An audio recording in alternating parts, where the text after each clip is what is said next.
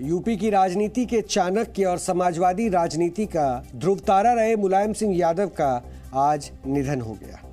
किसान परिवार से आने वाले पहलवान और पेशे से कभी शिक्षक रहे मुलायम सिंह के व्यक्तित्व पर इन सभी असर को देखने को आप महसूस कर सकते थे। वो सब कुछ उनके व्यक्तित्व में दिखता था और अपने विरोधियों को पहलवानी के मशहूर दांव धोबी पछाड़ से अक्सर हराने वाले मुलायम सिंह राजनीति का एक ऐसा चेहरा थे जिनका सभी नेताओं के साथ मधुर रिश्ता रहा था। इसलिए उन्होंने कांग्रेस हो या लेफ्ट, काशीराम हो या कल्याण सिंह, सबके साथ मिलकर राजनीति की और साइकिल की सवारी करने वाले मुलायम सिंह 3 बार यूपी के मुख्यमंत्री बने और केंद्र में 1 बार रक्षा मंत्री भी रहे। बीजेपी के धुर विरोधी रहे मुलायम सिंह यादव की छवि ऐसी थी कि वो राजनीति में कभी भी किसी से स्थायी उसके साथ दुश्मनी नहीं रखते थे। शायद इसलिए वर्ष 2019 में लोकसभा में बोलते हुए उन्होंने प्रधानमंत्री नरेंद्र मोदी को कहा था कि आप फिर चुनाव जीतकर प्रधानमंत्री बने। विश्वनाथ प्रताप सिंह से लेकर HD देवेगौड़ा और इंद्र कुमार गुजराल तक को प्रधानमंत्री बनाने में मुलायम सिंह की अहम भूमिका रही और कभी खुद प्रधानमंत्री पद के बड़े दावेदार रहे मुलायम सिंह यादव ने कई बार अपने फैसलों से सबको चौंकाया था।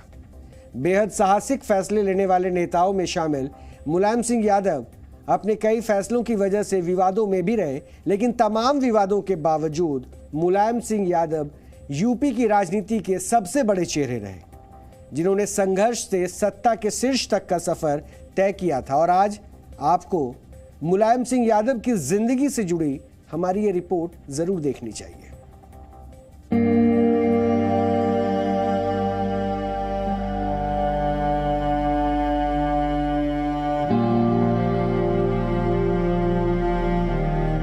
इस आरक्षण की नीति जो विशेष आरक्षण की नीति है, जो समानता लाने वाली नीति है, जो गैरवादी को मिटाने वाली नीति है, उस नीति में हम अड़िग रहेंगे। इसके लिए चाहे मैंने पहले भी कहा और आज दोहराता हूं, चाहे सरकार कुर्बान हो, चाहे जान कुर्बान हो, लेकिन इस हम अपने संकल्प से कभी टेकेंगे नहीं, कभी हटेंगे नहीं।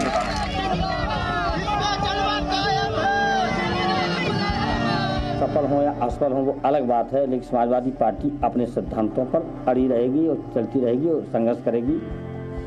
और इस बात का गौरव प्राप्त है समाजवादी पार्टी को कि सांप्रदायिक शक्तियों को रोका है।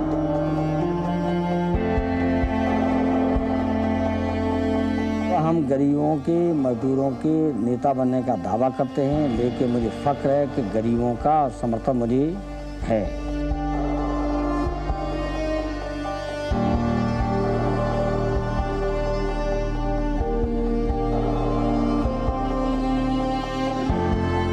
मैं चाहता हूँ, मेरी कामना है कि जितने माननीय सदस्य हैं दोबारा फिर जीत जाए। ये हमारी इच्छा है।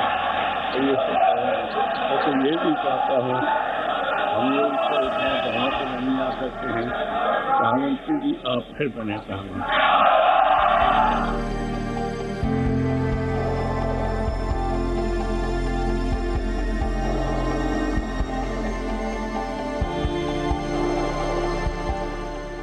मुलायम सिंह यादव जी, उनका जाना देश के लिए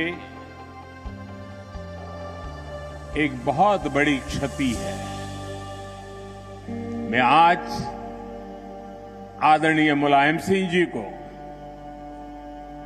गुजरात की इस धरती से, मां नर्मदा के तट से उनको आदरपूर्वक भावभीनी श्रद्धांजलि देता हूं। मैं ईश्वर से प्रार्थना करता हूं कि उनके परिवार, उनके समर्थकों को ये दुख सहने की शक्ति दे।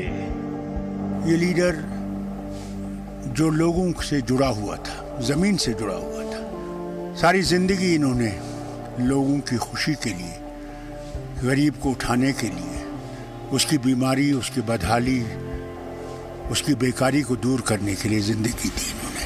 आज एक युग का अंत हुआ, एक ऐसा युग जिसने राजनीति को, जेपी लोहिया कर्पूरी की विरासत को आधार मान करके राजनीति को राजमहल से मुक्त किया। उत्तर प्रदेश और वास्तव में तो पूरे देश के लिए बहुत बड़ी क्षति है उनका सरल स्वभाव, काफी प्यार करते थे, मुझे भी उनका आशीर्वाद सानिध्य मिलता रहता था। उनके देहांत का हमें सबको बहुत दुख है। भगवान उनकी शांति को, उनकी आत्मा को शांति दे। मेरे लिए उनके आदर्शों की, उनके जीवन की कुछ बहुत ऐसी घटनाएं हैं जो मेरे जीवन में यादगार के रूप में बनी रहेंगी। एक राजनेता के रूप में, एक अभिभावक के रूप में, एक सामाजिक कार्यकर्ता के रूप में शत शत नमन।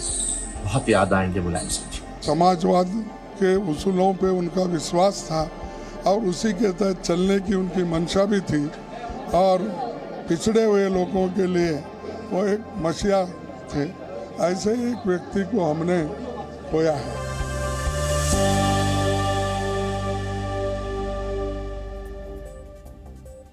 अब आपको मुलायम सिंह यादव के कुछ पुराने इंटरव्यू के हिस्से दिखाते हैं। इसमें मुलायम सिंह ने कई अहम मुद्दों पर अपनी राय बहुत ही बेबाकी से रखी है। बीपी सिंह प्रधानमंत्री बनाए जा रहे थे तो हमने ही बीपी सिंह का साथ दिया था। चौधरी देवीलाल जी उम्मीदवार बन गए थे, चंद्रशेखर जी उनका सहयोग कर रहे थे, अन्य नेता भी जिनमें लालू प्रसाद जी भी हैं, चिमन भाई पटेल हैं जो मुख्यमंत्री गुजरात में कांग्रेस पार्टी के हैं, इन सभी ने मिलकर के चौधरी देवीलाल जी को उम्मीदवार बनाया था। लेकिन हमने चौधरी देवीलाल जी का उस वक्त समर्थन नहीं किया था।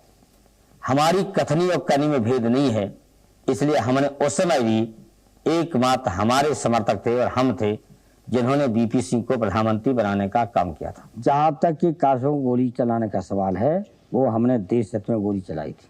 मैंने कोई मुसलमानों पर एहसान नहीं किया था। जो नौजवान पूछते उनको मेरे भाषणों का पता नहीं। मैंने जिंदगी में नहीं कहा, अभी तक नहीं कहा कि मैंने मुसलमानों पर कोई एहसान किया। न मैंने कभी मुसलमान बात करते, हम करते इंसाफ और इंसानियत की बात। हमने कार सेवकों पर गोली चलाई थी देश के हित के लिए, मस्जिद की हिफाजत की है देश की एकता के लिए। और आज भी हम कह रहे हैं कि समाजवादी पार्टी की सरकार कभी बने और अगर देश हित में 16 आदमियों की जान तो थोड़ी है और देश की एकता के लिए 32वीं गोली चलाना पड़ेगी तो चलाएंगे। क्या आपकी सरकार बन जाती है तो आप फिर से मस्जिद का निर्माण करेंगे?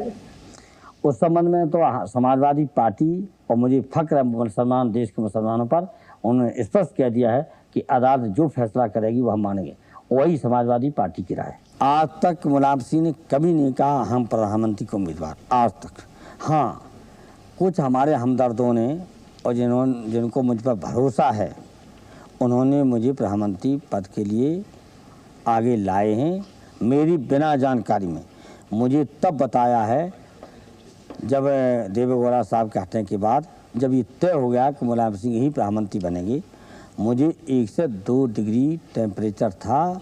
उस वक्त सुजीत साहब मेरे घर पे आए और कहा कि हम आपको प्रधानमंत्री बनाएंगे। हम समझे कि सच कह रहे कि या सपना है। और अभी भी नाम ज्योति बाबू ने मेरा पेश किया था, हमारी पार्टी के किसी ने किया था। और आज भी हम कोई देश के लिए लड़ रहे हैं, प्रधानमंत्री बनने के लिए नहीं लड़ रहे हैं। हम जानते हैं कि प्रधानमंत्री या मुख्यमंत्री का पद अमर नहीं होता है। अगर देश के कुछ गरीबों के लिए और अल्पसंख्यक हैं उनके लिए हम कुछ करें, हमारी पार्टी, वो हमारा अमर रहेगा। प्रधानमंत्री कोई अमर नहीं रहता। हम मुख्यमंत्री रहे उत्तर प्रदेश के 2 बार, इतने बड़े प्रदेश के बहुत से मुख्यमंत्री बन चुके, उनका कोई नाम भी नहीं जानता है।